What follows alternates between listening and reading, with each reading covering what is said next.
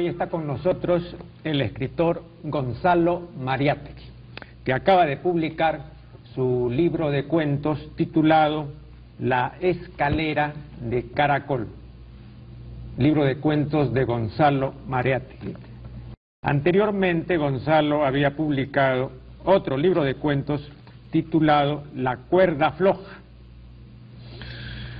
de 1996, y esta otra entrega reciente titulada, repito, La escalera de caracol.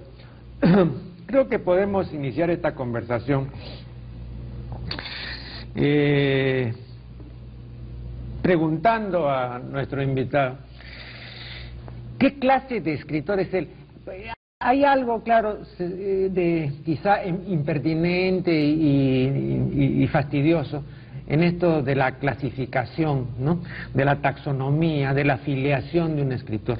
Pero es que los hay de diferente clase, ¿no? No todos son iguales, pues, ¿no?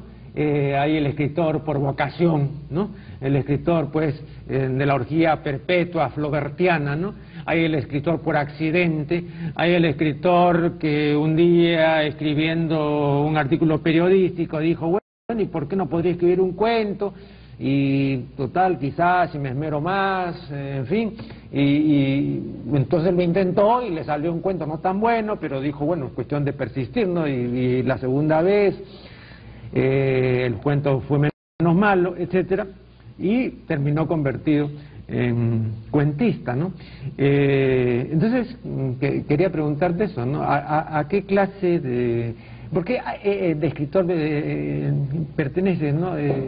¿O cómo te consideras? Hay el escritor que tiene una vocación irrenunciable y que no puede dejar de ser escritor, y hay el que lo es, repito, circunstancialmente, o quizá por llenar sus horas libres, o por sus momentos de ocio, en fin, no sé. Te agradezco la pregunta, Marco Aurelio. Efectivamente, es muy interesante. Yo no soy un escritor dominguero, ¿ya? O sea, que en mis fines de semana, que me siento, ¿no? Con un whisky, no. Yo soy un escritor dentro de lo que se puede en el Perú, a tiempo completo. O sea, todo el tiempo que yo puedo captar, lo dedico a escribir. Y cuando digo a tiempo completo, considero de que ser escritor está compuesto de tres partes. Hay que leer, hay que vivir y hay que escribir. Y hay que vivir quizás en un estado de permanente imaginación. Salir a la calle, no buscando, pero de repente con una mirada más despierta y de repente descubrir una nariz, una manera de caminar, ¿no? Y esto ir archivándolo, ir apuntando. Pero yo soy, he hecho muchas actividades en mi vida, he sido abogado, soy abogado, tengo que vivir de eso, seguros también, y he sido hasta martirio público, ¿no? Pero donde yo estoy en mi salsa, estoy contento, es en la escritura. La escritura es algo que me viene a mí, no voy a decir genéticamente, podría decirlo, pero es algo que desde muy chico, mi madre era una gran lectora, también mi padre, más mi madre, yo veía estos libros pasar por la casa y continuamente, a veces tenía acceso a ellos y otras veces, como alguna vez lo he contado, cuando yo le dije, terminando el colegio, a mi padre que yo deseaba ser ingeniero químico, me dijo que estaba muy bien. Cuando le indiqué al poco tiempo que quería ser agrónomo, perfecto. Le dije abogado, estupendo. Pero cuando le dije escritor, ahí saltó. Porque veía él, digamos, él había trabajado en la época del destierro en los años 30 en Chile, y él había visto lo difícil que es la vida del periodista y de los escritores. Su gran amigo fue Pepe Díaz Canseco, y que a quien le debemos Duque bueno, el trompo y tantas estampas, ¿no? Tantas cosas, páginas, sí, exacto, maravillosas. Pero sin embargo, ser escritor en Perú es una labor heroica, ¿no? Porque aquí, digamos, un disco de platino, para hablar de los digamos, llevándolo al campo de las letras, es alguien que ha vendido 1000 o 2000, ¿no? 1000 ejemplares. Eso es lo difícil. Es increíble que 24 millones de peruanos, habrá pues 500 personas que compren un libro, ¿no? Como un bestseller, o 1000. Claro, en el caso de los consagrados, ¿no? Consagrados en el extranjero, ellos llegan a 10.000 quizás. Se dice que llegan a 10.000, habría que ver, ¿no? No creo. Yo estimo que si en el Perú, perdona que me vaya por otro lado, si en el Perú todos leyéramos 2 horas o 1 hora diaria, así como los sacerdotes antes de dormir leen su breviario, ¿no? Para recordarse que son sacerdotes, ¿no? Así, si todos los peruanos leyéramos 1 hora, y el periódico es es el libro del pueblo, ¿no? Aunque sea el periódico de una semana antes, pero en fin, que lea, y que sería, este país sería mucho más culto, y por ahí es donde hay que comenzar, ¿no?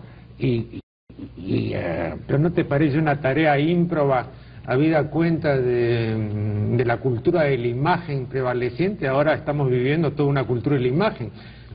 Entonces, frente a eso, hoy sencillamente en general la gente lee menos, no solamente aquí, en general, ¿no? Así es. Y ahora, con todos los modernos medios de la más avanzada tecnología, como por ejemplo el Internet, ¿no? La gente cree que por tener acceso a la información, por esa sola razón ya puede convertirse de la noche a mañana en una persona culta, ¿no? Y de lo que se trata es simplemente de un acceso. Pero si este sistema pone a tu disposición sobre las hormigas 500 títulos, pues no tienes que leerte por lo menos 5, pues, ¿no? Claro. Y 5 títulos a razón de 2 horas diarias son, ¿no? Un buen tiempo, ¿no? Y eso es lo que la gente ya no quiere hacer. Claro. De modo que acá tendríamos quizás la facilidad, pero de hecho no leemos más. No leemos. Y la Internet, lo que dices, estoy totalmente de acuerdo contigo. La Internet nos está entregando además productos de que no necesariamente son buenos, porque no hay ninguna clase de censura, entre comillas, quiero decir, ningún tamiz que diga esto es basura, ¿no? Que puedan decir todo entra, ¿no? Sí. Todo navega de las grandes cosas y de la basura más y de ignorancia y datos que no están bien expresados y todo. Yo le comentaba a una persona ayer, justamente hablamos de Internet, y le decía, tú sabes, una de las cosas que se va a perder con el Internet es una cosa que a mí me gustaba mucho en el colegio, que era la caligrafía. Ya nadie va a escribir, van a tecletear. Entonces, en el colegio, ¿para qué escribir? Todo eso. Y son cosas que vamos perdiendo. No sé si el siglo XXI va a ser mejor con esto, ¿no? Pero yo creo que no, pero si ese va a ser el siglo XXI, no va a ser mejor. No va a ser. No, además uno, por muy laptop que sea, ¿no? La computadora uno no se la va a llevar al baño, ¿no? Y menos en el baño de un avión, ¿no? Donde el avión de repente se mueve, entonces uno está con... es increíble. Yo creo que el libro no va a desaparecer. Hay que ir a cualquier país desarrollado a su aeropuerto y ver como siempre el fulano lleva su libro, digamos, en el bolsillo, ¿no? Y está permanentemente leyendo. Leí un artículo muy interesante que decía de que está garantizado, casi garantizado, que los que leen y los que escuchan radio tienen menos posibilidades de entrar en una senilidad, ¿no? Digamos que de conservar el cerebro, porque están haciendo un esfuerzo de abstracción, ¿no? Que les permite, digamos, que el cerebro funcione y no recibir la imagen, ¿no? Y que los maneje, ¿no? Pero tiene sus cosas positivas. Yo tengo televisor, lo veo, tiene sus horas, ¿no? Es como el amor, tiene sus horas, ¿no? No porque el amor es maravilloso, y que lo es, lo vamos a hacer todo el día, ¿no? Ahora, el peligro está de que hay gente que prefiere ver la televisión, digo, los medios, ¿no? Esta cosa.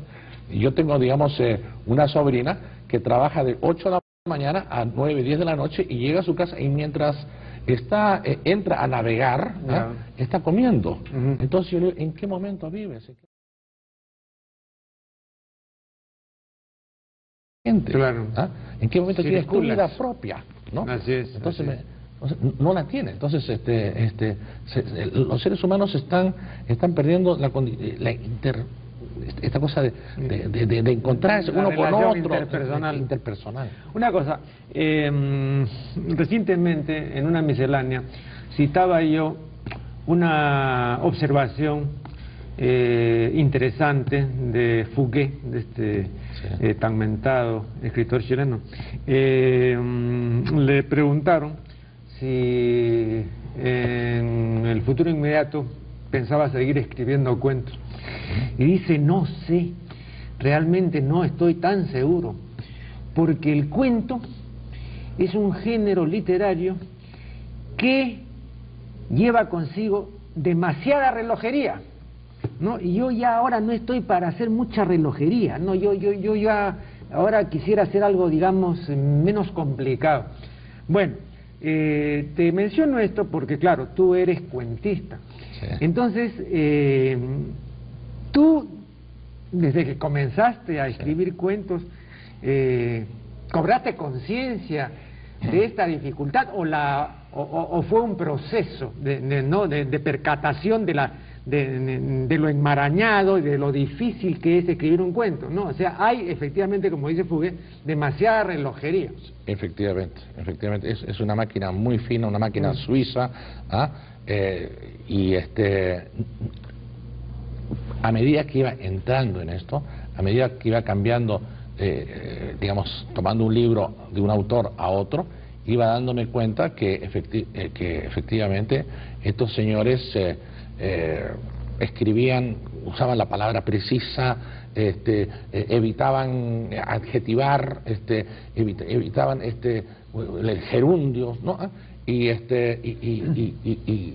evitaban, digamos, irse por las ramas, ¿no? El señor Fouquet, de quien no he leído nada, lamento decir, el señor Fouquet, la tentación, así como hay la tentación de fracaso, que no es ninguna, que no cayó en Julio Ramón Rivero, la tentación de la novela es muy hermosa, porque uno se puede ir por todas las ramas y volver, ¿no?, al tronco, ¿no? En el cuento, pero el cuento no. El cuento se va por la rama y ahí mismo yo pongo mi interrogante y digo, ¿y esto para qué? ¿Por qué habló de tal cuarto cuando ese cuarto, y lo busco a veces con un autor nacional o extranjero, lo busco, ¿para qué servía este cuarto? ¿En qué iba a ayudar a ese final inevitable que tiene que llegar, ¿no? Claro. Entonces, Vargas Llosa dijo una cosa muy interesante, dijo que él no era poeta porque para ser poeta había que ser perfecto. Ahí hay que sacarse un 20, eso ya es mío. Y después la semiperfección viene a ser el cuento. Pero por ejemplo, ¿tú qué dirías con respecto a tu primera entrega, o sea, La cuerda floja, y esta segunda, La escalera de caracol? Formalmente, ¿qué cosa observas tú? ¿Haciendo una autocrítica o tratando de ser lo más objetivo, ¿no? Como realización cuentística? Bueno, yo creo que hay un avance, ¿en qué sentido? En el sentido de cobrar conciencia de que hay que retirar todos los ripios. Yo, si en cada cuento de mi primer libro, de La cuerda floja, yo lo revisé, digamos, 5 veces, ¿no? Podría decir que cada uno de los de La escalera de caracol lo he revisado hasta 10, ¿no? Hay una linda ejemplo de este señor Abel, el escritor ruso, que no me acuerdo en este momento su nombre, decía de que entre su primera versión de el cosaco, creo que se llama, y la definitiva, es la misma que existe entre un papel de envolver de manteca, ¿no?, con un papel finísimo de seda, ¿no? Entonces en este sí me he puesto ¿cómo se llama?, el uniforme de jardinero, y he sacado mis tijeras y me he comido, incluso he cortado párrafos enteros, párrafos hermosísimos, pero que no tenía nada que hacer ahí. Entonces el señor Fouquet es un señor, es una realidad, digamos, es un producto, un producto importante que se vende, ¿no?, y lleva su nombre. Entonces él se da cuenta de que cortar, entrar en esa cosa de relojería, ¿no? Meterlo de un reloj japonés en un reloj suizo no le va a funcionar. Entonces, este señor necesita sacar. Entonces, el trabajo del escritor es de artesanía, efectivamente, ¿no? Pero también en ese sentido... El otro, a veces entran, pues, en... Pero también en ese sentido, fíjate, Gonzalo, sí. Se ha expresado la opinión que yo manifesté recientemente, sí, en este mismo programa, ¿no?, de que estamos, digamos, a merced de las editoriales. Particularmente se ha sindicado a la industria editorial española, ¿no?, sí, como responsable de imponernos ciertos autores o ciertas modas que no se corresponden con una calidad que se eche de ver, pues, en aquello que nos ofrecen, ¿no? Sino que a veces es simplemente fama. Y, en el mismo Macondo, en esta antología, ¿no es cierto?, se confiesa el autor que, por ejemplo, ha incluido a Bailey porque, habida cuenta de su fama, es representativo por la fama. Y como yo he dicho, caramba, mejor pues yo hubiese preferido a un no famoso, ¿no?, pero bueno, de otros quilates, ¿no? Pero acá se tomó en cuenta, por ejemplo, la flama. ¿Por qué? Porque de hecho Bailey vende, ¿no? De hecho. Claro, no, definitivamente, ¿no? Pero en todo caso, ¿por qué no vamos a la penitenciaría, no sé, a la cárcel, y buscamos a este señor que se llama Momón, y le hacemos un acuerdo con él para escribir un libro escrito por Momón? Entonces lo metemos en Macondo, en segunda edición, a Momón, porque definitivamente Momón es mucho más conocido que Bailey, ¿no? Claro. ¿Ah? Bueno, y le ponemos una ropita de seda y queda estupendo, ¿no?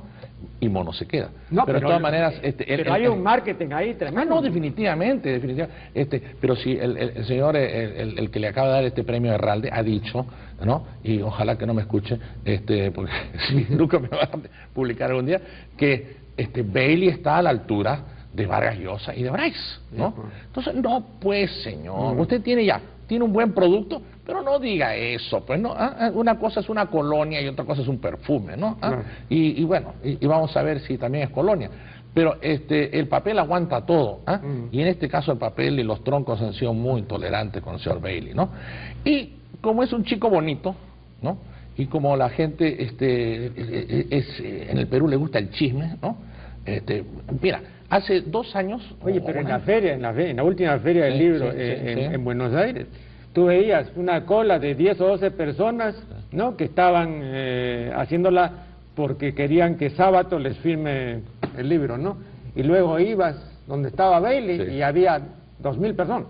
O sea, parecía, pues, para decirte, un artista de estos tipos Ricky Martin, ¿no? Así, ¿no? Bueno, era una cosa impresionante, o sea, eso no es algo así real. Entonces, el marketing puede llegar a crear eso, ¿no? Y eso me parece a mí temible, ¿no? Es temible.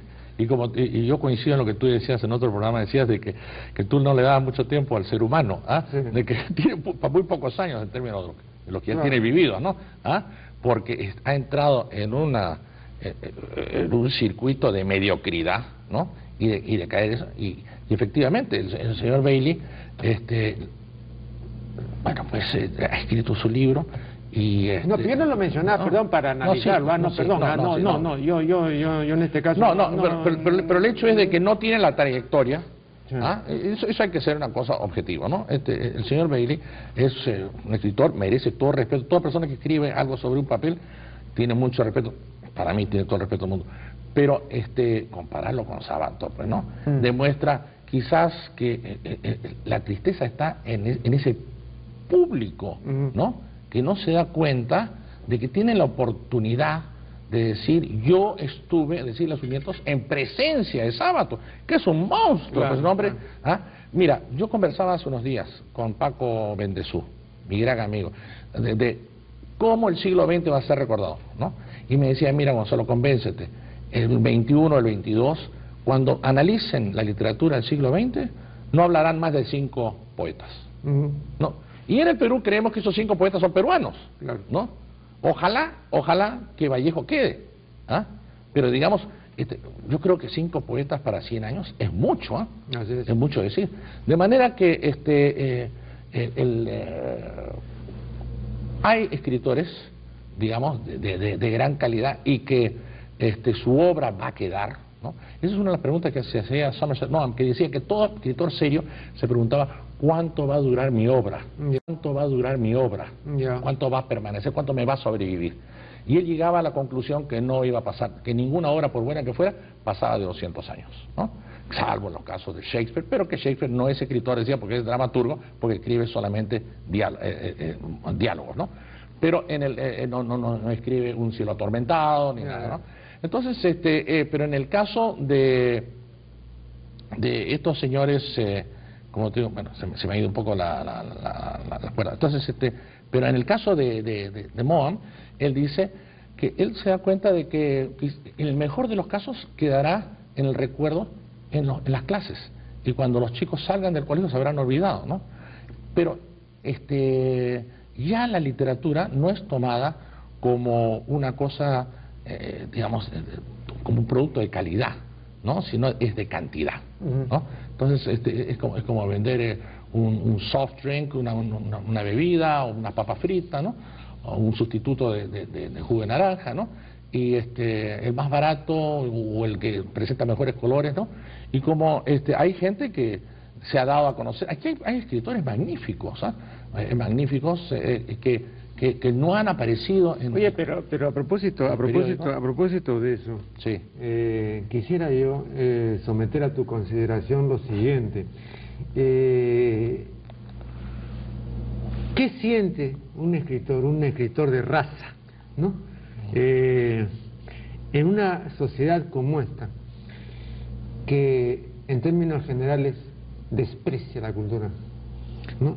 En una sociedad como esta, que no tiene una política cultural hace mucho tiempo, porque no la tiene. No hay una política cultural, ¿no?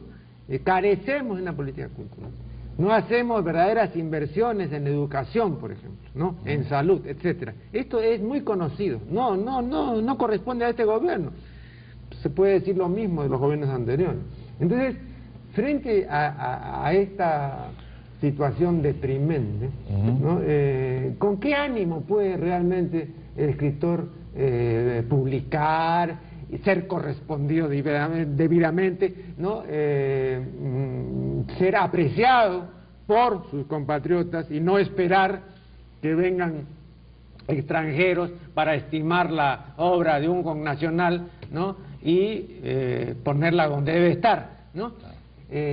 Porque eso pues debió haber correspondido al Instituto Nacional de Cultura, al Ministerio de Educación, en fin, a manos peruanas, pero no pues a manos extranjeras. Entonces, sí, claro. La eterna historia, ¿no? Pero digo, ¿no te parece muy difícil en esas condiciones sobrevivir? Claro, es sobrevivir donde no se es querido, ¿no? Definitivamente. Uno está en una isla, sabe que y tiene hasta cierta vergüenza, ¿no? De decir, yo soy escritor. No, yo soy escritor. Y hay que decirlo, ¿no? Hay que perder la vergüenza. Vargas Llosa se fue del Perú para poder decir que era escritor, ¿no? Y en Alemania alguien puede decir mi hijo es poeta y nadie decir que dudar de sus tendencias amorosas ni pensar tampoco de que es un bohemio, ¿no? Porque es tomado en serio.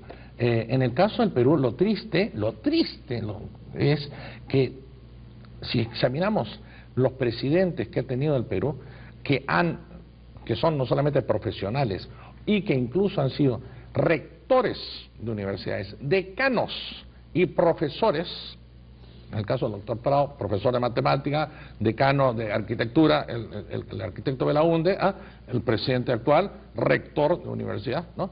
Lo poco que han hecho por la cultura, o sea, de donde ellos han provenido, ¿no? De transmitir cultura, conocimiento, ¿no?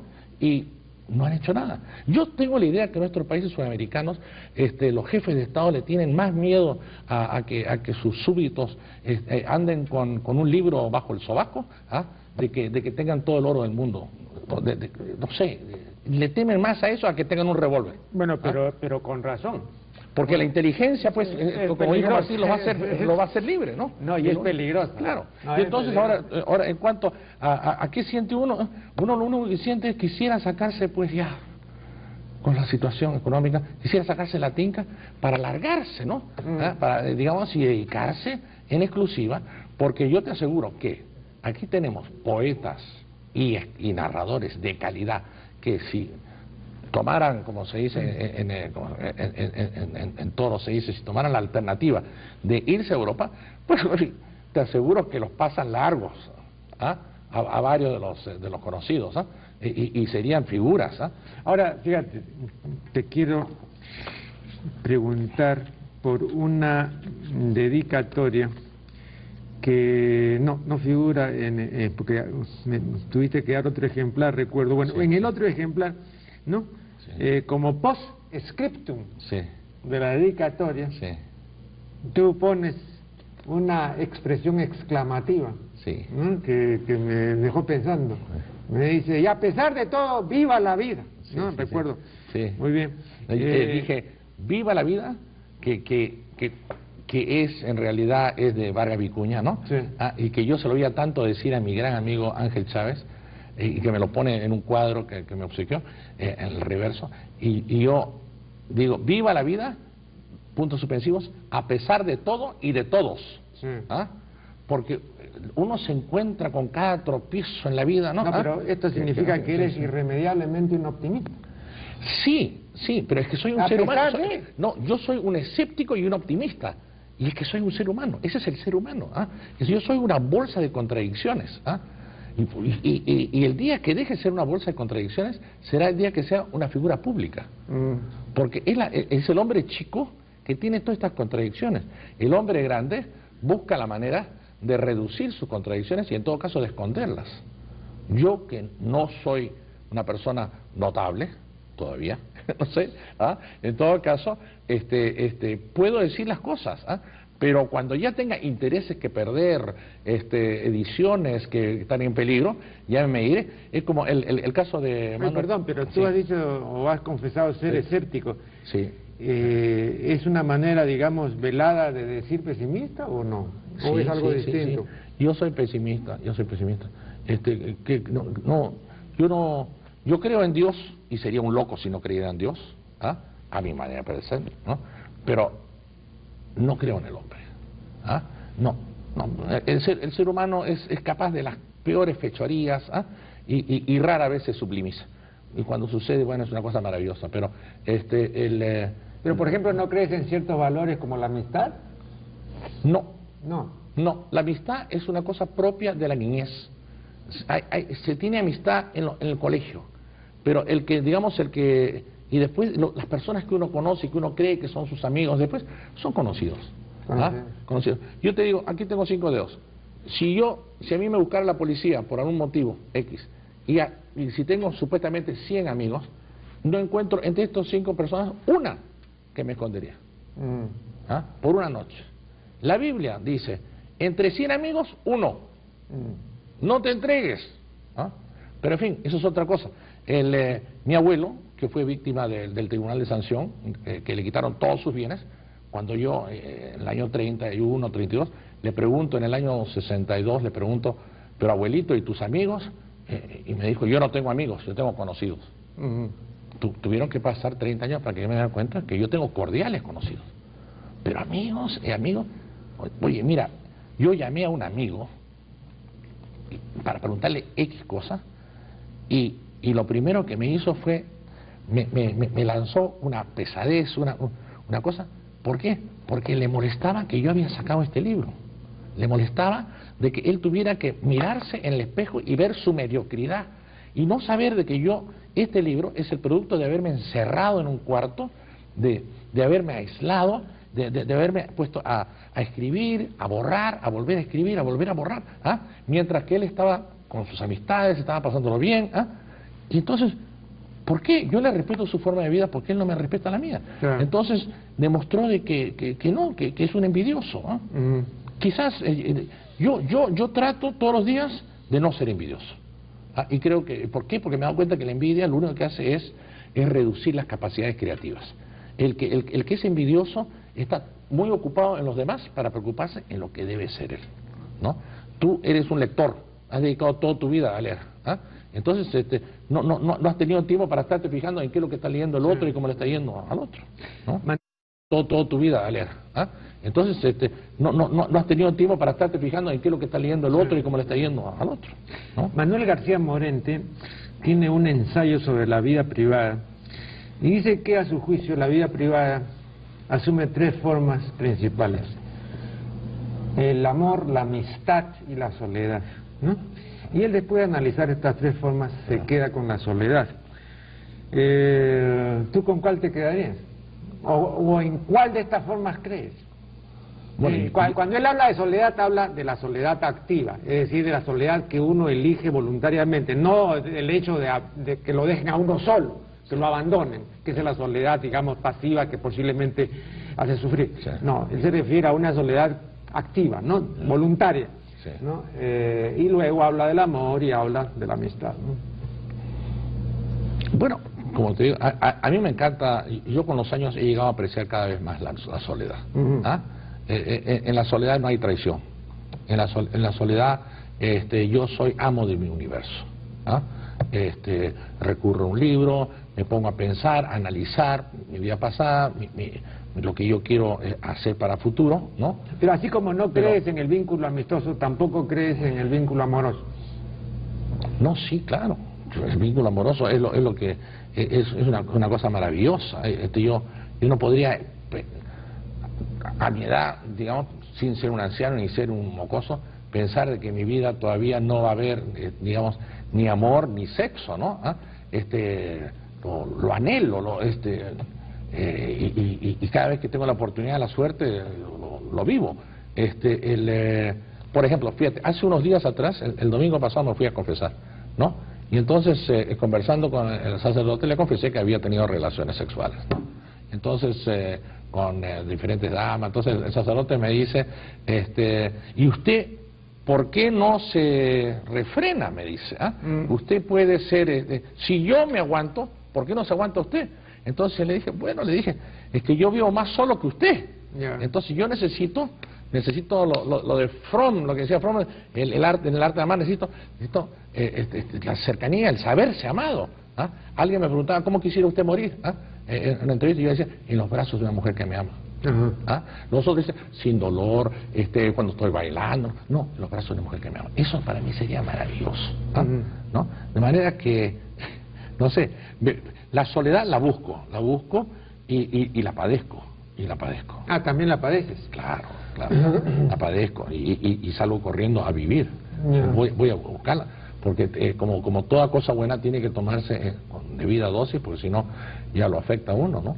Y llega un momento que uno empieza, pues, en su soledad a sentir, pues, de que puede uno llegar a pensar hasta en el suicidio, ¿no? Sí. ¿Y tú has llegado a pensar en eso? Sí, pero mis convicciones religiosas me han impedido. Es decir, me han impedido, ¿no? Entonces, porque yo me he formado desde niño, o sea, que tú crees una idea de lo que yo quería hacer, ¿no? Ahora, las limitaciones externas que el mundo me ha impuesto y las propias limitaciones que yo mismo me he creado, ¿no? Me han impedido llegar a una situación que yo hubiera querido, ¿no? Y entonces uno, la idea de desaparecer, digamos, de no ser recordado, ¿no? Quizás algún psicoanalista diría que eso sería el motivo de que escribo, ser recordado. Tal vez, pero como dice Boa, 200 años, o sea que el mejor de los casos, ¿no? Pero eso no. Pero sí, yo creo que todos los seres humanos en algún momento dado pensamos, o al menos en mi caso, lo he pensado, ¿no? Pero del suicidio, ¿no? Pero es increíble la cantidad de escritores que se han suicidado, sí. ¿no? Sí, por ese vivir en sí mismo, en esa situación de isla, ¿no? Por eso uno tiene que inmediatamente buscar, pues, el continente, ¿no? Y meterse con gente que le hable, aunque sea estupideces, Pero tú atribuyes no haber cometido suicidio a la religión, en este caso tengo entendido, la religión católica. Sí, así es, ¿no? así es. Pero también la religión católica habrá impedido que tú, por ejemplo, ayudes a bien morir a alguien, o sea, tú tampoco crees en la eutanasia. No, definitivamente no creo en la eutanasia. No creo en la eutanasia. Lo que, digamos, es esa cosa, varios, esa mezcla. Varios no, ¿sabes? Sí. Tampoco en el divorcio. ¿Si no creo en el divorcio? Bueno, sí creo en el divorcio. Ah, sí crees. Sí creo en el divorcio, sí. Ahora, ahí sí no eres católico. No, sí, pero mira, yo me puedo divorciar, pero mientras no me vuelva a casar, no tengo problemas. Entonces ahí sigo siendo católico, ¿no?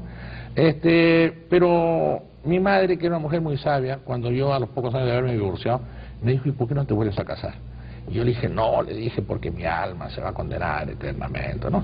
Una mujer tan leída, pues me contestó con una respuesta tan inteligente, me dijo, pero hijo, ya nadie se casa para siempre, ¿no? Como diciendo, antes de que te mueras te vas a divorciar, ¿no? Claro.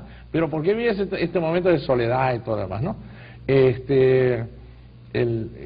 Mi soledad la he encauzado en la lectura. Es increíble, ¿no? Mientras hay tantas actividades que se pueden hacer con música, en la lectura no.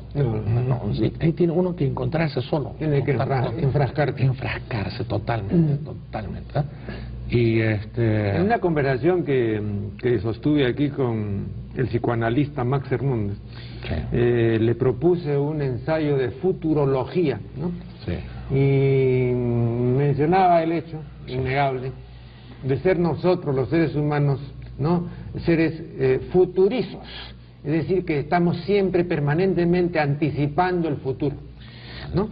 Anticipando lo que haré cuando termine este programa, lo que haré mañana y lo que haré dentro de 20 años, pero siempre estamos anticipando el futuro, es decir, aquello que no es, pero forma parte de aquello que es nuestro presente. Entonces nosotros tenemos, curiosamente, un presente con una anticipación, ¿no?, que para nosotros es sumamente importante, pero que no es, ¿no?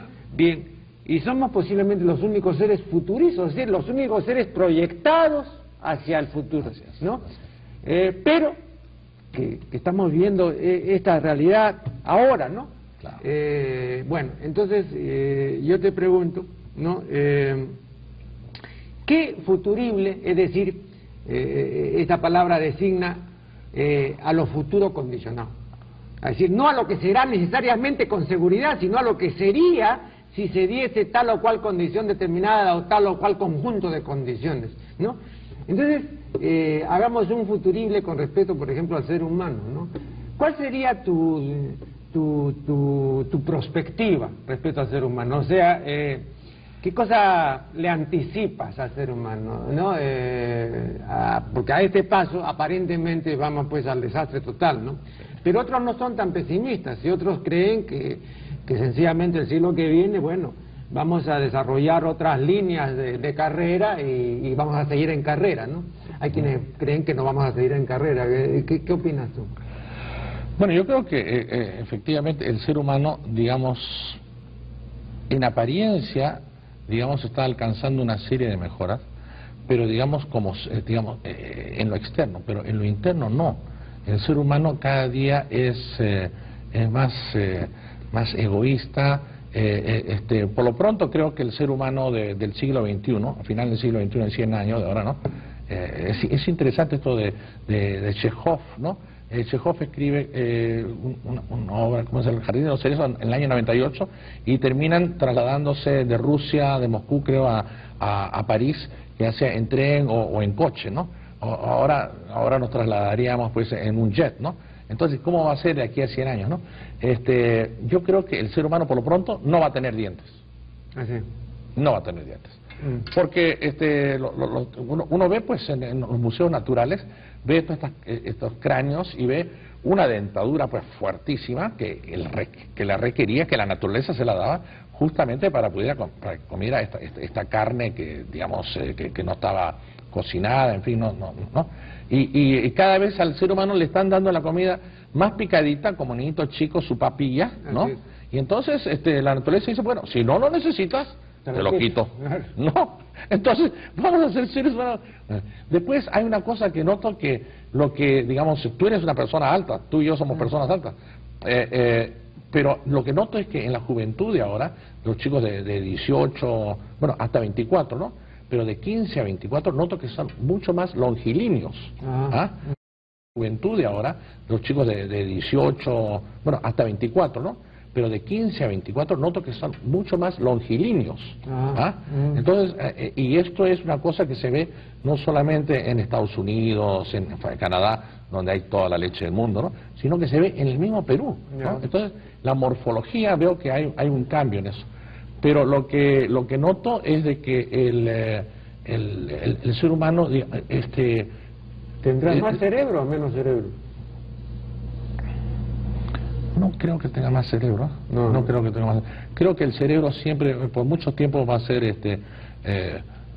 privilegio de unos cuantos, ¿no? De unos cuantos notables que entregarán las cosas digeridas, ¿no? ¿Y tú no crees que hay, como yo he tenido, ciertas causas que por lo menos ya desde ahora sabemos, o al menos un grupo de investigadores y pensadores sabemos, que son causas perdidas? Por ejemplo, la espiral de la violencia parece una causa perdida, parece que es indetenible. La espiral de la droga es otra causa perdida. Con eso quiero decir que ya no hay nada que hacer, ¿no? La deforestación es otra causa perdida, ya no hay nada que hacer y ya esto no lo compone nadie, ¿no? Esta creciente espiral de la violencia, sobre todo de la violencia juvenil, de la violencia infantil, el consumo así pandémico, ¿no? de drogas, ¿te parece que estas manifestaciones van a continuar así con este ritmo impresionante? Yo creo que sí. Sería fácil decir que no, sería una respuesta bonita, rosa, ¿no? O sea, yo creo que vamos a destruirnos. Yo creo que vamos a destruirnos. Yo creo que el ser humano ha llegado a un momento ¿tú crees en que se ha convertido en un mamut, ¿no? Donde el gigantesco elefante prehistórico, que los cuernos le crecían y al final penetraban en los ojos y le producían su muerte, ya sea porque quedaba ciego y se desbarrancaba. Pero el ser humano no está haciendo nada. Desde hace muchos años ha debido hacer algo por la capa de ozono. Entonces ahora se ha propuesto, muchos autores lo han propuesto, muchos autores de lo que se llama la counterculture, ¿no? Que indebidamente se traduce como contracultura. Entonces da la impresión de que esta expresión significa algo que está contra la cultura. No, esta expresión significa cultura de oposición, cultura que es adversa a los valores, a los usos y costumbres de la cultura establecida, del orden establecido, ¿no? Eso es la counterculture, ¿no? Entonces, hay ahora muchos autores que justamente cuestionan, ¿no? Todo un orden de cosas que la mayor parte de la gente no cuestiona, ¿no? Entonces, creo que esto no te hace pensar en que hay algún atisbo de mejoría parcial, porque si comenzamos a darnos cuenta de la enfermedad y comenzamos a denunciarla y a señalar, entonces estamos incitando a los demás a que hagan lo propio, ¿no? Dicho de otra manera, ¿no? El sistema, ¿no? El establishment, ¿no? No, bueno, no camina, no sirve. No es ni siquiera orden establecido, sino, como dice Baldomero Cáceres, el desorden establecido. Yo como te digo, soy escéptico, pero mitad escéptico y mitad optimista. No pierdo la esperanza de que el ser humano se salve de sí mismo, ¿no? Pero veo que también hay personas sumamente cultas e inteligentes como Gonzalo Mariátegui, que no tienen ningún problema en proclamarse católico. No, de ninguna manera. Graham Greene escribió buena parte de sus libros, digamos, sobre temas católicos, siendo él de la iglesia anglicana, se convirtió al catolicismo. Yo considero que he tenido la suerte de nacer dentro del catolicismo. No quiero decir de que hay varios dioses, hay un solo Dios. El medio de la iglesia católica es el que agradezco haber nacido en esta fe y que llegue yo a Dios y me encuentre posiblemente en su presencia con musulmanes, con judíos, con otras confesiones que estén quizás en situaciones más altas que la mía, ¿no? Una de las razones, como te digo, es de que que he evitado la autodestrucción es porque quizás mi mayor definitivamente mi mayor ambición ha sido salvar mi alma, ¿no? Viendo el mundo, digamos, en el tiempo, si pensamos que Altamira fue solo hace 15.000 años. 15.000 años. Estábamos en cavernas, por favor, pintando bisontes, maravilloso, que nadie los ha pintado hasta la fecha, igual. Ya quisiera Picasso haberlo pintado igual.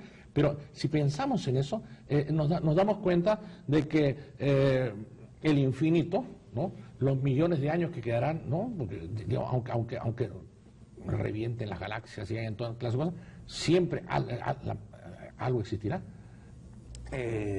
Agradecemos la contribución que ha hecho a este programa Gonzalo Mariatti, un amigo cuyo vínculo amistoso, aunque él no cree en la amistad, pero bueno, se remonta pues a las épocas sanmarquinas, ¿no? De esto hace ya 30, 40 años. Y últimamente, cuando yo era profesor del Instituto Altamira, que dirigía Alonso Cueto, un día, o más de una vez, se presentó Gonzalo, y bueno, intercambiamos una serie de consideraciones y puntos de vista sobre mí, porque él como interlocutor es sumamente remunerativo, y bueno, siempre es grato intercambiar ideas y conversar con Gonzalo Mariatti. Bien, nuevamente muchas gracias a él, y con ustedes será hasta el programa siguiente.